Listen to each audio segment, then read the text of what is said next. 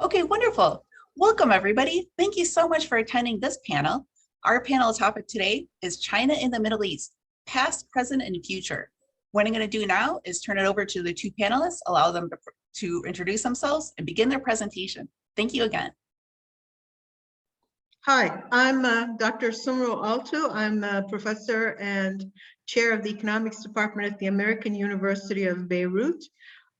We became interested in this topic after I moved to AUB in 2018. We had been working on a different version of this issue with Merve at Koç University, but it seemed a perfect application for the MENA region. Now Merve she will introduce herself and she's going to provide some details, and then I will sort of talk in a more broad way about perhaps geopolitical implications and directions for the future. Up to you, Merve. Okay, I'm going to share first. You should introduce yourself. Yes. Hi, everyone. I'm Merve Baysoy. I did my PhD in Koç University, and I met with Professor Sumru Altug in Koç University, and we start to work for MENA region. Then we extend this for China. We introduce China also. And where is? I want to. Is it shared? Can you see it? Yes, I not think. yet. Okay, I'm gonna share one presentation here that you can see. Okay, now yes, now we can. Okay, here trading with China, we made one spillover regression for MENA region. Then we introduced it for the China. Because in the normal traditional growth regressions, what we know is the growth is just for introduce the initial GDP and also another explanatory variables that we can see here. But we want to introduce spatial growth model where these spatial autoregressive coefficient show that here the traditional models based on just convergence term here and the explanatory variables. Can I say something, Merve? So yes, just go back to the first screen. Go back to the first. No, the second one with just the growth model. Just the growth model. Just the growth. Yeah. So here, what you're saying is that the growth of country I just depends on its own explanatory variables, right? Yes. In the traditional model, yes, right. Just the initial, yes, the I is country I, the growth of country. Right. So the G is growth rate of country I, and it just depends on its own characteristics. It could be fiscal balance, level of education, I don't know, all sorts of things, right? But it's country specific. Now go to the next one. Okay. Here we introduced a nonlinear model with the spatial dependence is in the dependent term. Actually, that differentiates our analysis from the standard growth regression with spatial effects that can capture through the weighted, using different weights actually with for different weights, the weighted GDP growth of the neighboring countries for the MENA region. This parameter rho indicates that the 1% increase in the weighted average of the neighbors' growth increases the domestic growth by rho %. And also we introduce these control variables again here to control all of the explanatory variable, but here we also have the other countries' effects, because that's why it starts to be a nonlinear model, because the linear model cannot explain the growth anymore. We are in the integrated world, and in the integrated world, we have to look other countries' effects as well, not just the country's own explanatory variables. That's why we introduced this spatial growth model, and we examine the role of the spillover effect using the rho. It shows us how it spill over, how the growth spill over around with the other countries in the MENA region. Then I also introduced China, by explicitly accounting for these spatial effects. Our results also show that the part of a growth of each country can affect the other countries through these spatial effects. And we can say this rho is minimum with trade effects, actually, with trading partners. We can say 1% increase in the weighted average of the trade partners, trade neighboring countries growth rate increase MENA countries domestic growth by 0.26. It's not negligible number, it's a big number. That's why we have to count for this. And additionally, also, we introduced the direct and indirect effects. These are important because I want to introduce them to you because while we are using spatial regression, these impacts should not be linear anymore. The partial derivative of the x, the effect of the x, the change of the x is not beta anymore. In this space, it's more complicated. It's become more complicated. When we look at this model that I introduced here, the spatial growth model, I wrote it here. When we get G, the growth on the left-hand side, we have this. When we look at the effect of x, the explanatory variables, the change of the x is not beta anymore. When we get the partial derivative of our implied spatial growth model, that we can see that the change in the x depends on all of them.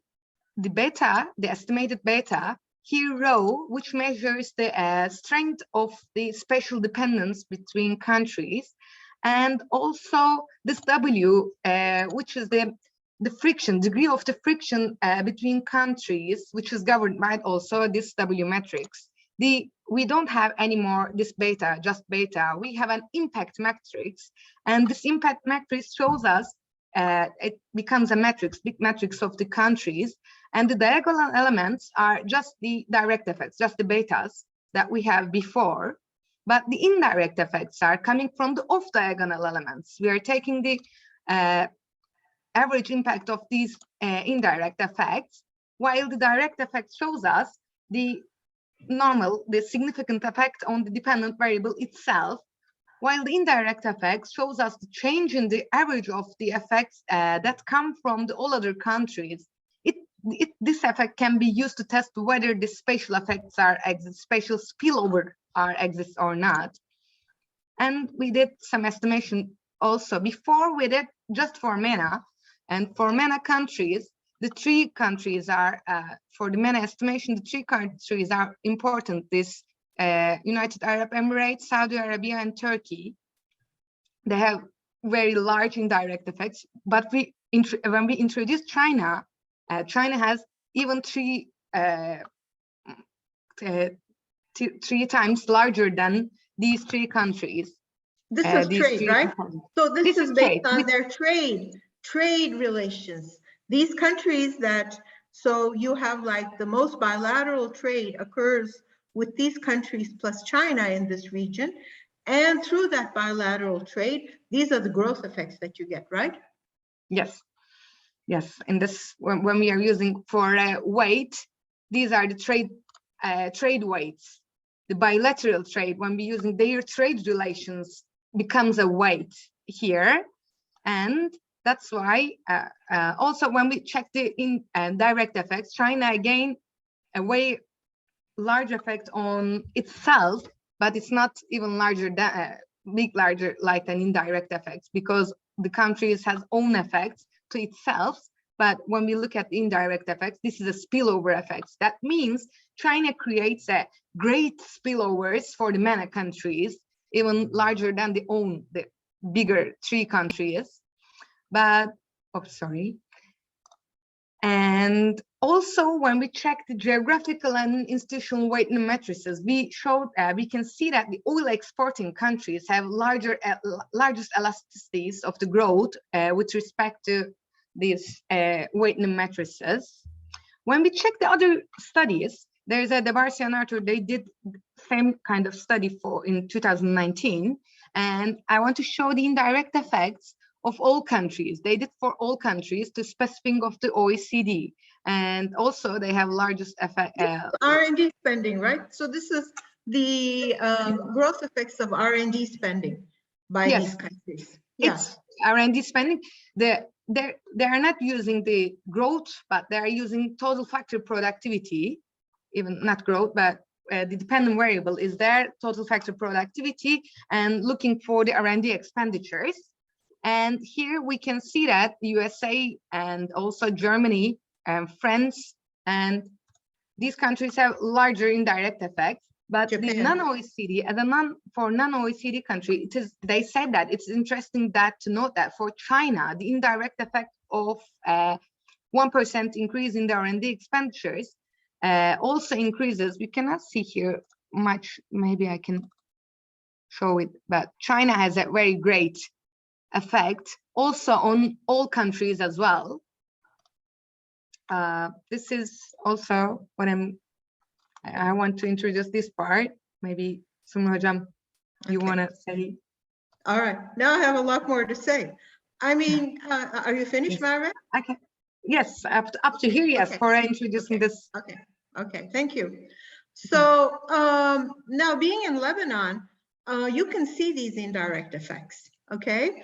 So how does Lebanon grow, or when does Lebanon fail to grow? Well, actually, it has a lot to do with what happens with its neighbors. And also, as Merve showed, what happens in those Gulf countries, and maybe even Turkey, which are the 3 largest economies in the region. So Lebanon will fail to grow when oil prices fall, and United Arab Emirates and the Saudi Arabia are not able to grow. Or maybe there's some geopolitical problem and there's some friction or something like that. And then again, there will be some spillover effects of that. But typically, if you're in Lebanon, you're aware of these because many of the educated people here work in the Emirates. They work in Dubai, they work in Abu Dhabi, they work in the Kingdom of Saudi Arabia. And of course, they send back remittances, there's trade going on. And so there are these growth effects within the region. But as Merve showed, the direct effects of trade are not that great. These countries fail to trade with each other. So it's more through like sending remittances or aid that has stimulated this growth in the region because they just don't trade that much. Okay, and if we look at other countries like the EU, we would see huge spillover effects between EU countries, for example. So, so what is going on? So now we have China in the MENA, which is really the topic of this panel. And how is China? You know, what is China doing? Well, China is sort of moving in. And it has a big effect. Already it's trading, but before it was, you know, a manufacturer of goods. It's been called the manufacturer of the world. But actually now China's footprint is changing a little bit. So for example, it's trying to acquire equity in big companies in the region like Aramco, which is new. Second, it is exporting not only just goods and services, you know, all those toys and whatever that we buy at Walmart or through Alibaba. It's exporting actually military technology to Gulf and Israel. So Israel here in this MENA graph, these Arab countries, MENA countries don't trade much with Israel, but Israel trades with China. And China is its second or third economic partner. And much of this trade is occurring on high technology goods and military technology. Also some infrastructure, like China is building the Haifa port, which actually drew a bit of attention from the US authorities. And they wanted to, I think, indirectly stop it. But Israel has been going ahead with it anyway. So this is how China is moving into the region. Now, as we know, you know, there's this huge discussion of, you know, will China be the dominant power? Will it overtake or replace the US? Right now, China does not want to challenge US power, as far as I can understand, in the Middle East. because it's taking advantage of the U.S. security umbrella, and also the middle, the MENA region is not a great region to have political influence. It's called the graveyard of the empires. British, well, maybe the Ottomans too. The Ottomans had a difficult time here. The British didn't fare too well with the Suez Canal issue, which maybe in a sense ended their imperial ambitions. And what about Rome? Was Rome successful in pacifying the region? So this region is not such a easy region to deal with politically. So China is a bit careful as it's moving in here. But the MENA is important to China because half of Chinese energy needs come from the MENA. And so these Gulf countries that we also found to be important. I guess we don't have Qatar here so much, but Qatar, because it's so heavily an exporter of natural gas, for China's relationships with the MENA, China gets a lot of its natural gas from Qatar. The trade with the Gulf states was now 200 billion of China in 2021. And this is interesting. The UAE is a conduit for China's exports to the region. So 60% of China's exports to the Middle East go through UAE. You could think of Dubai maybe as like a Singapore of the region. It's a financial center and a trading center. Of course, they're also energy producers because they have oil, like the other Gulf countries, but also Dubai, the Arab Emirates has invested in these trade and financial centers, which I'll talk a little bit more about. Now, in terms of the source of China's imports, Egypt, Israel, and Lebanon, for them, China is the largest source of imports. And for Turkey, Syria, and Jordan, it's the second largest. And as I said, China has been trying to move into the region, not just through trade in goods, but through technology. Huawei, the telecom networks, Alibaba, and investment in construction, investment increased by 360% in the region compared to 2020. They're also involved in big construction projects. I can't list everything, but I can give some references. And so China's imprint is growing in the region. Now, how does China manage the security issues? Well, it doesn't want to get into these conflicts directly. So some people say, some commentators say that it's trying to find like a balance between Iran, with which it has actually quite strong ties. It has a $400 billion investment project with Iran. And which we will talk about, its Belt and Road Initiative also connects through Iran.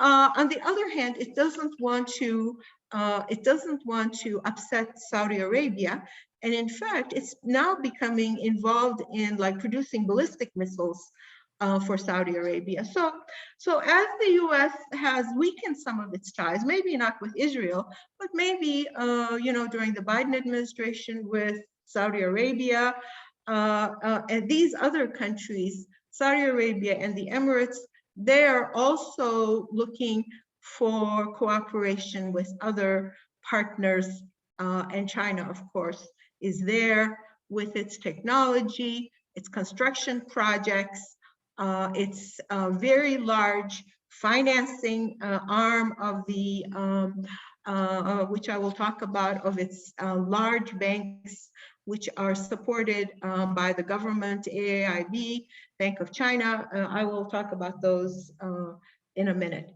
Okay, so now we didn't mention, okay, so this is the spillovers, all right? These are the spillovers that we talked about, and I really think these are extremely important. It's just in our day and age, it's almost impossible to talk about these countries on their own. So China comes in, starts trading with the Emirates, and of course it's trading with the other countries. It starts trading or investing in Saudi Arabia, maybe in Turkey. Turkey also has been interested in getting Chinese investment. These create growth effects, which then might have growth effects on these other countries, in addition to the trade that China does with these countries. So it's really a very nonlinear world, and you have these very interesting sets of interactions that are going on.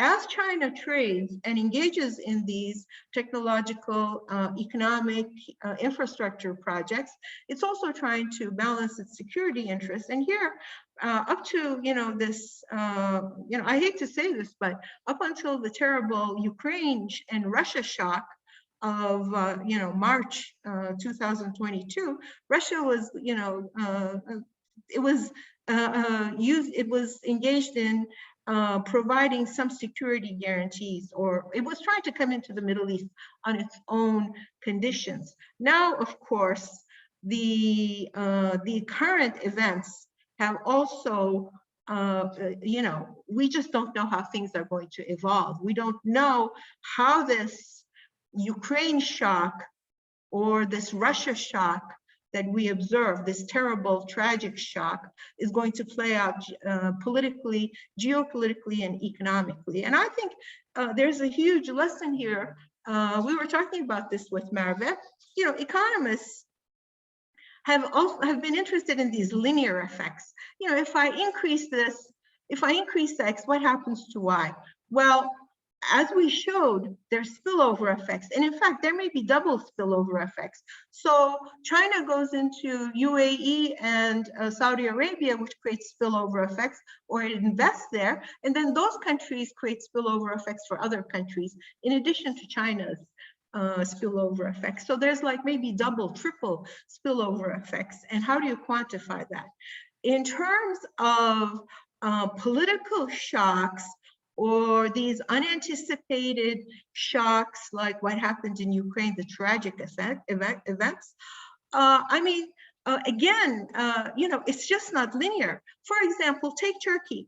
Turkey has ties with trades with both Ukraine and Russia. And Turkey trades with the MENA. Here is Merve's, indirect effect. It's, if you come to Lebanon, you see a lot of Turkish goods. All the textiles, food products, other things, household furnitures, it's all Turkish here. So what's going to happen? So now we have these spillover effects going on. Those are more gradual. Then you have shocks, like coming from this Ukraine-Russia shock, which affects multiple partners. So we don't know. Up until this point, Russia had a smaller impact. It wasn't that small. It was trying to enter through Syria and maybe it has some ties with Iran and try to provide maybe a security guarantees to the region, stabilize it, which was in China's interest. But now, of course, all that must be rethought under the current circumstances. Okay, so now I want to talk a little bit about of course, the Belt and Road Initiative, which is one of the biggest investment projects. And as I said, who's involved in China in this project? The China-led Asia Infrastructure and Investment Bank, China Development Bank, China Exim Bank, Agricultural Development Bank of China. And so initially China allocated 152 billion to the BRI. And we all know that there are two routes to it. There's the Maritime Silk Route, which originates in the South China Sea, passes through the Malacca Strait, the Indian Ocean, Red Sea, and then, of course, there's the one that passes through Central Asia. And of course, when you think about the history, there's a huge history. Maybe civilization traveled through there.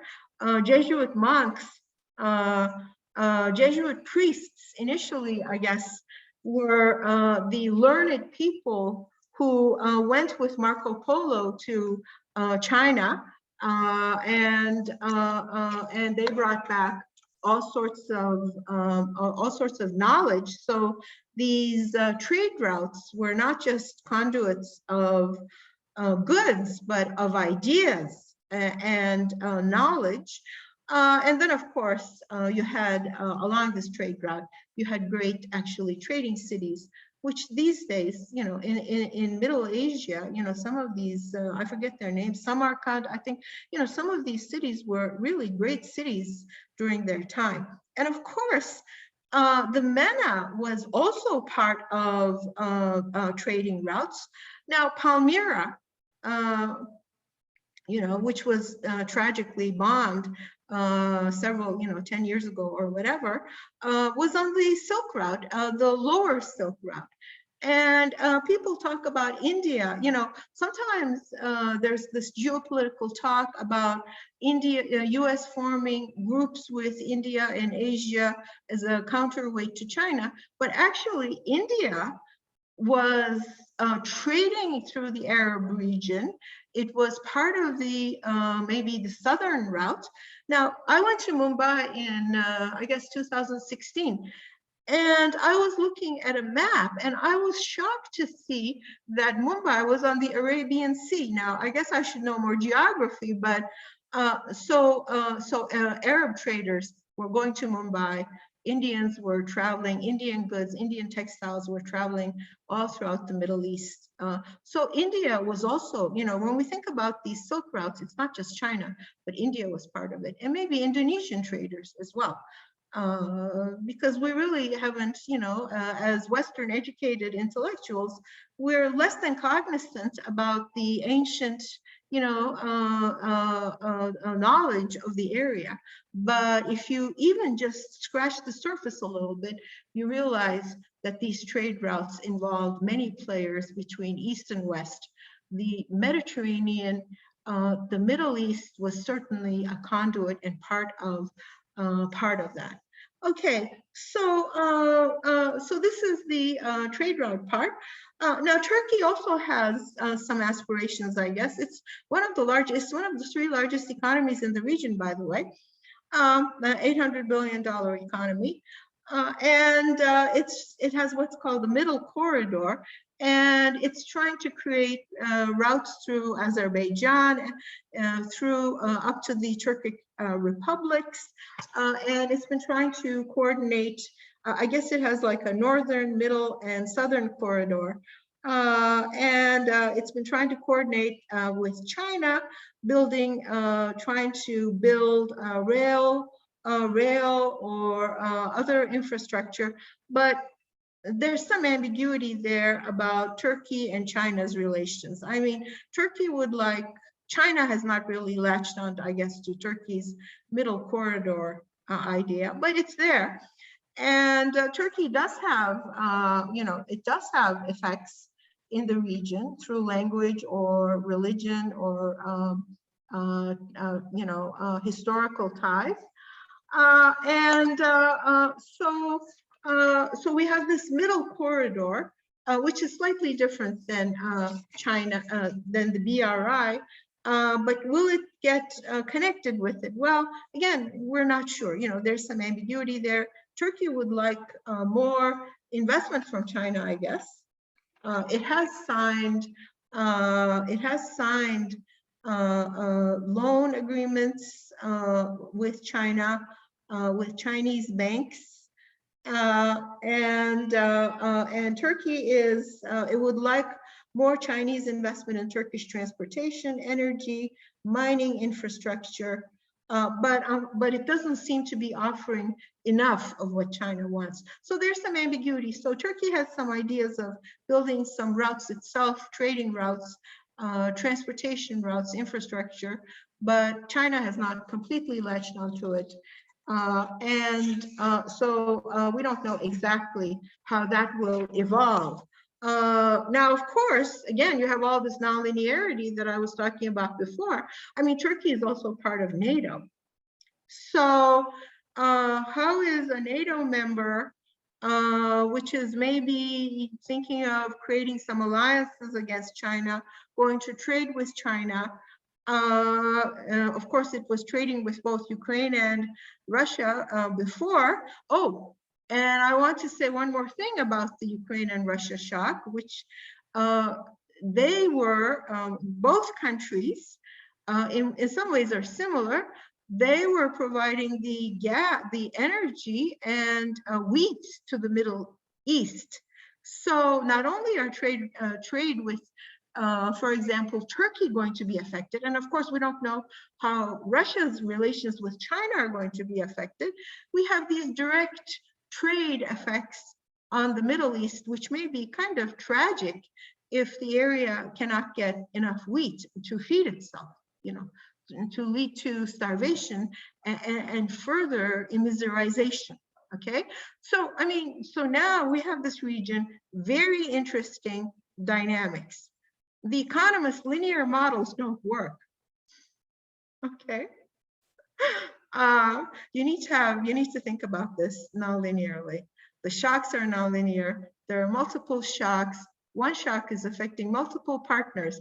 As that partner is affected, it's affecting others, and maybe it may be creating shocks itself. There are, of course, there's also the strategic game part of it. You have players who may be members of two groups. You know, it's just not that easy to divide the world anymore. Maybe like it was during the Cold War, because you have a NATO member who's trading with, you know, Ukraine, Russia, and China, and the Middle East, and Israel, and Qatar, and UAE at the same time. You have a NATO member, you have Israel, a staunch US ally, trading with China. Saudi Arabia and United Emirates, again, you know, formerly staunch US allies who have stronger relations with China. And of course, India, you know, I think India is really underrepresented. India is an extremely complex player, and it has had historical ties with this region for centuries, which I don't believe can be changed that quickly. All right, so these are the dynamics of the region. Now, maybe I can say a few more words. So I don't know how it's going to evolve, but I think we need to think about it. I think we need to think about it a bit more in novel terms, and both game theoretic, which economists also work on. I'm not a game theorist, I'm a macroeconomist, but as Merve and I were talking, I kind of like more nonlinear models. I don't like this linear stuff. It just doesn't tell me anything. You know, the linear regression these days just, you know, doesn't tell me anything. So this is the world we're in. You can download huge amounts of material. Belt and Road Initiative, a view from the Middle East and North Africa. This is like a tax and legal perspective. You know, how should these countries deal with Chinese entities? You know, what are the projects? And I can say one more thing before maybe I should finish. What I want to say is that these countries like the UAE and Saudi Arabia, Kuwait also want to diversify their economies. And here they may be relying on China, for example. So Turkey wants investment to build further infrastructure and maybe further its middle income corridor. So it's looking to China for that. But UAE and Saudi Arabia, Kuwait, the richer countries. Okay, all right. So I'm doing great on time, I guess. They want to diversify their economies. And this is where they are looking for investments from China. Let me here, I can't keep everything in mind. Let me look at some, yes. Yeah, so the BNI, I mean, the other thing is, you know, I guess, you know, I'm this person, I don't understand like a two-block game model. If I were a game theorist, I would create a game with many players. Maybe some would be bigger like the US, but I would actually definitely not have a two-player game. And I certainly would not make it a zero-sum game. So if I were modeling the game in this region, I would make it multiplayer. And I might weight, for example, the players. Well, you could weight them by economic. You could weight them by their economic power, like, you know, their GDP or something like that. But there's also historical ties. You know, Turkey was here for a long time, Ottoman Empire. Maybe you could think of it as a you know, the Ottoman Empire shouldn't be thought of as on its own either. It's probably a continuation of the East Roman Empire in some ways, the Eastern Rome, okay? In Turkish, Rum is, Greeks are called Rum, which is from Rome. I mean, Eastern Rome, Rome is Eastern Rome, okay? So Turkey is here. India, I think, is here in many ways that I really hope people in Washington are just not writing down these simple, you know, two-player zero-sum games. They should be writing multiple, you know, n-player games of different weights with different interests. So that's the game theory part. That's the geopolitical part. The economics is even more complicated. You have investment, you have trade with multiple partners, you have energy needs. So even just modeling that by itself, you know, Merve and I, we did a simple framework, but modeling some of these other issues in a more realistic way, it's going to require some thought. Now, yeah, and going back to the BRI, I'm reading from this article, is a massive policy initiative, but it should still be seen in the context of the world's infrastructure requirements. Now, coming back to some bread and butter issues, this part of the world really does need infrastructure. I mean, they need clean energy. They need, you know, rail transport. You know, Lebanon, I guess, used to have a nice railroad, but then it's out of use now. You can go and take photographs on it, but nothing runs, okay? Its port, of course, was destroyed in, I guess, what was it, 2020? Yeah, I guess it was destroyed August 2020. I keep forgetting the years. So it needs somebody to rebuild its port, which is, you know, right downtown in Beirut.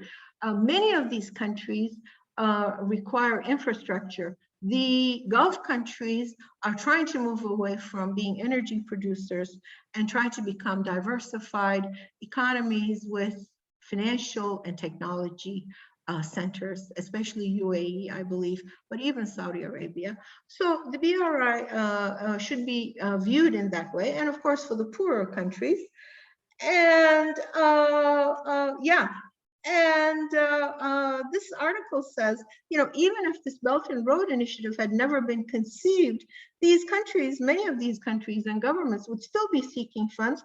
And who are they going to go to? Well, they're going to go to the Bank of China or the AIIB or something like that, because these banks have a huge amount of money and they're supported by the Chinese government, which has deep pockets. So, so the BRI, I would, again, you know, since this is in Washington, yeah, maybe it's strategic, but, you know, quoting from this article, it's also something that's needed. Now, how could we make the BRI more welfare enhancing for everyone? Maybe this is how we should think about it. And how could we improve the standards, the legal standards, the managerial standards, the infrastructure standards, the institutional aspects of it. So maybe we might, maybe we should think of it in that way. So let me see. Do I still have time? Let me see, the middle corridor, I talked about that. And I mean, we could say a lot more about the middle corridor. Turkey also is kind of an aspiring player in this region. I think people should recognize that. You know, these categorizations of countries, NATO member, not NATO member, ally, non-ally. I think in 2022, the world is much more complicated. Turkey definitely has aspirations. It has infrastructure needs. It would like to create ties.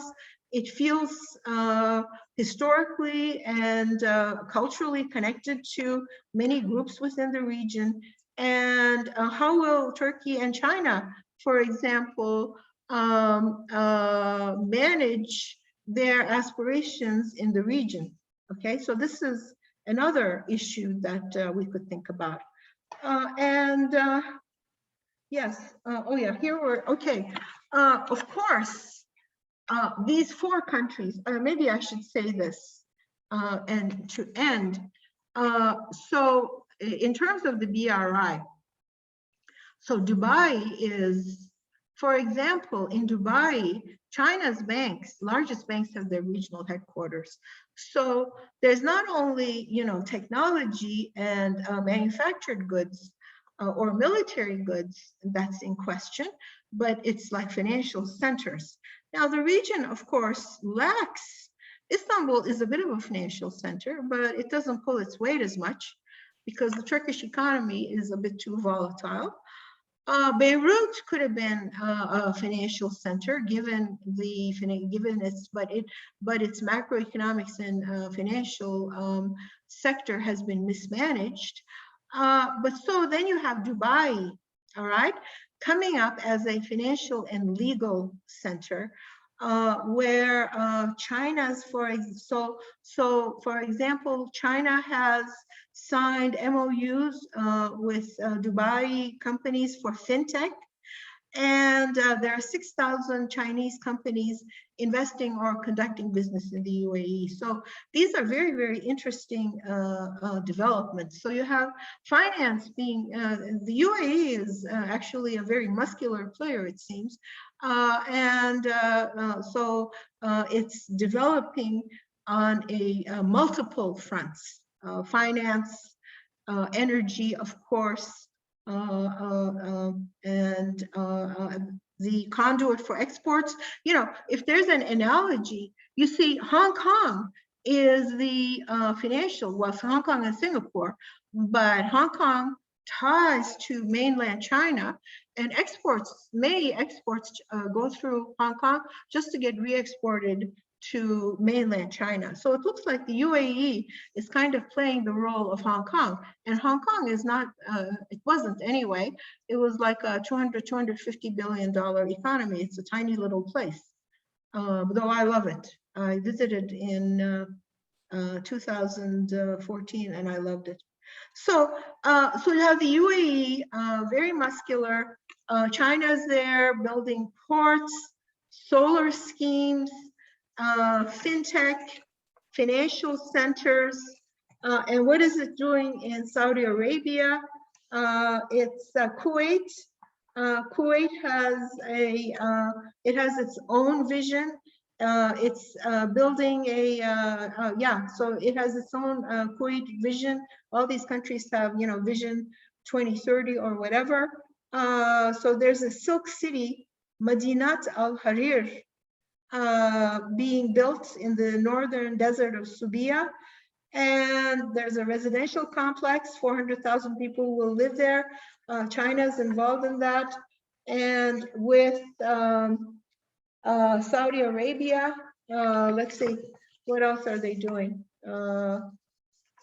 Anyway, so these are, and of course I did talk about Israel and the Haifa port and cooperation in R&D, technological innovation, and academic cooperation. Now, of course, Israel is a hub of human capital in the region of high technology, amazing universities, extremely high-tech groups.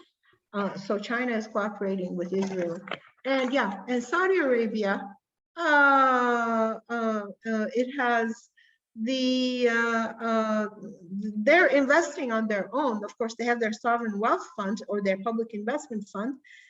They invested, I guess Saudi Arabia invested 15 billion in 2019 alone. and it has a Vision 2030 economic plan. And so it also requires significant investment, partnerships, risk, and knowledge sharing. And it's been signing these trade and investment deals with 2017, 65 billion, 2019, Mohammed bin Salman goes to Beijing, signs another $28 billion deal. So Saudi Arabia is also seeking to cooperate and to finance its future development with China. Maybe this is all I have to say. Do we still have time? I mean, maybe we can have some questions, and if there are questions, you know, we can come up with some new ideas to answer them. Is it okay? Of course. Thank you so much. That was a really interesting presentation. I appreciated the wide variety of information you shared, including economics from, you know, the mathematical basis of it to a lot of the historical context, which often gets lost. So widely ranging, encompassing discussion. So I'll put a note in the chat again. Just a quick reminder to anybody, feel free to put your questions in the chat, or you can put them in the question and answer box. Let's see, we do have one question. They were wondering if you could share a little bit more detail on Chinese investment in Turkey. You had mentioned that earlier, and you briefly mentioned a little bit about Turkey doesn't have what China wants. They're wondering, they're assuming that you meant natural resources, but they're wondering if there's maybe something else, or if you want to elaborate a little bit more on that, what makes an ideal trade partner. Right, of course, Turkey doesn't have the energy resources that would make it interesting. Iran and, you know, these other Gulf countries have that, which is in China's interest. But I guess from what I understand, Turkey has not been offering the right kind of deals to China. So it wants this investment, but maybe it's trying to make one-sided deals. And both the energy aspect and the way the deals are being made, it has kind of been an impediment to more investment. Now, there is financial cooperation, and it's from what I understand, it's mostly in terms of Chinese infrastructure loans. The ICBC, Industrial and Commercial Bank of China, the biggest bank. If you go to China, it's all ICBC. My students in Hong Kong would say, oh, you can't escape ICBC. You know, that's the most important bank. It apparently gave a loan to Turkish Textile Bank.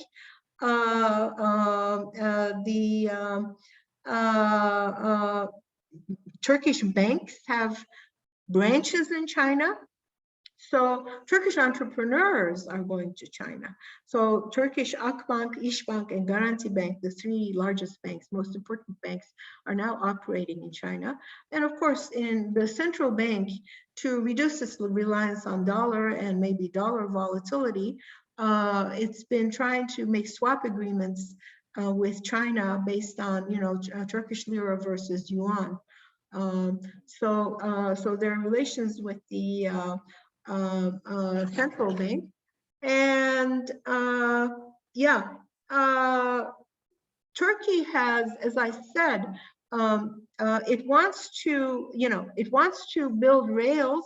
It's also trying to expand its ports. So it has like 3 different ports, one on the Eastern Mediterranean, Mersin, Filos, Black Sea, and Izmir on the Aegean coast. But China has concentrated on Piraeus, Pire, we say in Turkish, and so maybe it hasn't really, you know, shown too much interest in this port development that Turkey is interested in.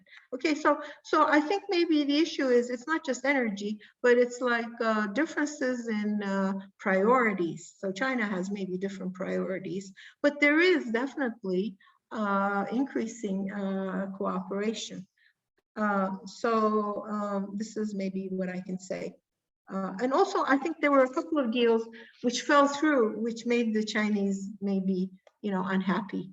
Turkey tried to buy these defense, these defense systems, the missile systems from China at some point, but then that deal fell through. Of course, the US wasn't too happy about it.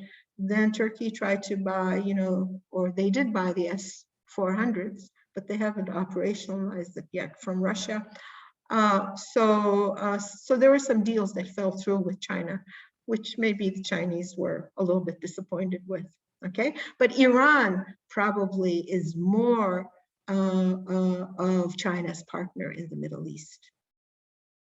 Okay, it has most of its investments there, and it's signed, it's made agreements with Turkey, but the size of the investment that it's contemplating in Iran is like 400 billion, which exceeds anything that it has done with Turkey so far. So this is how I might answer this question. I would say I think there are different priorities for Turkey and China. That's why some of these deals aren't going through, and it's part of it is geopolitical. No, thank you for your insight on that. Appreciate it. It looks like we have another question. This is going back to the beginning of the presentation and looking at economic modeling. And so when we look at trade in terms of economic modeling, each country, as we discussed throughout this presentation, has very much its own needs and aspirations. There's a lot of history, a lot of geopolitical issues going on as well that determines what trade partners are chosen, how that goes forward, the strength, etc. They're wondering if you can discuss if there are some common parameters, because it seems such a challenge to do mathematically when you're modeling these. Maybe are there some common parameters? If you can discuss a little bit more detail about that, that'd be great. Actually, geography, which Merve mentioned, is one of the most important parameters. Who is US's biggest trading partners? Actually, it's Mexico and Canada. Maybe China has, moved up, but you trade with your neighbor. You trade with your neighbor. Before the Gulf War, Iraq was Turkey's biggest trading partner. So your neighbors, now the problem is in this part of the world, the neighbors are kind of poor, or there's instability in this part of the world. And so that, that kind of impedes trade. Who was Lebanon's Lebanon's biggest trading partners? Syria was Lebanon's biggest trading partner. When Syria was a more stable place, you trade with your neighbor. Okay, so that's certainly a parameter. And in economics, there are gravity models that explicitly estimate the effect of nearness and maybe the size of the economy too. So as I said, the economies in this region, they may be near, but they're not that big. I mean, Bulgarian economy is not that big. Romanian economies, again, Turkey is actually one of the biggest economies in the region. And Russia could be, but it has all sorts of other issues, it seems.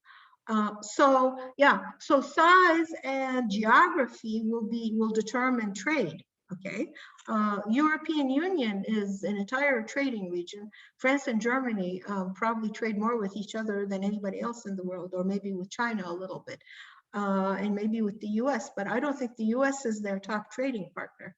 So those are parameters, location and size. Okay, and they also enter our analysis through our weighting matrix, but they can also be represented in a gravity equation directly. Because location also matter because of the transportation cost as well. That's why Right. they prefer Exactly. to. Mm-hmm.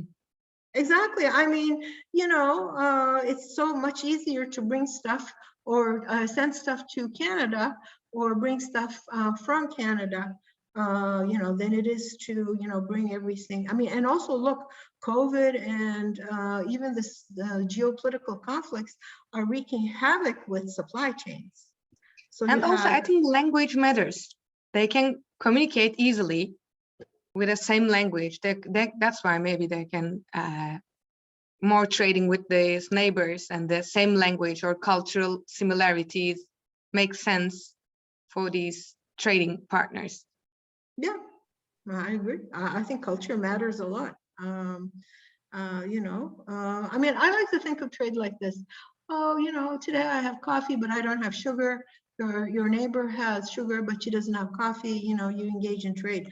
This is how it works. And I'm not gonna, or even, just going to the local store or something like that. If I need coffee, I'm not gonna go all the way to, some fancy supermarket. I just want to go to a store and buy it or something like that. And so, but this creates trade, this creates economic activity. I live in this little part of Istanbul. It creates this activity. This region, this local trade just creates activity. It supports lots of people's livelihoods. So this is how it works. And of course, then you can expand that. In the modern world, we've taken these ideas and just magnified them by 1,000. So now we have these huge cargo ships, bringing live animals and produce and, machinery. But we've seen what happens to them. Either they get, blocked up in certain areas, or there's geopolitical problems, or this. And as I said, now what's going to happen to wheat imports for the MENA region? So you have these. You can have these shocks if you're too dependent on kind of faraway trade, and you've specialized too much. These shocks can affect you too. So this is another way to think about it. Thank you. That was so insightful. I appreciate both of your sharing your all your research, all your expertise. It looks like I don't think we have quite enough time for another question, so I guess we'll just wrap it up for today. But thank you so much for this panel. It was so insightful. These presentations will be available online for future use as well. So thank you both for your time. I hope you have a wonderful day. Thank you very much again. Thank you for inviting us. Of course. Thank you. Thank you. Bye.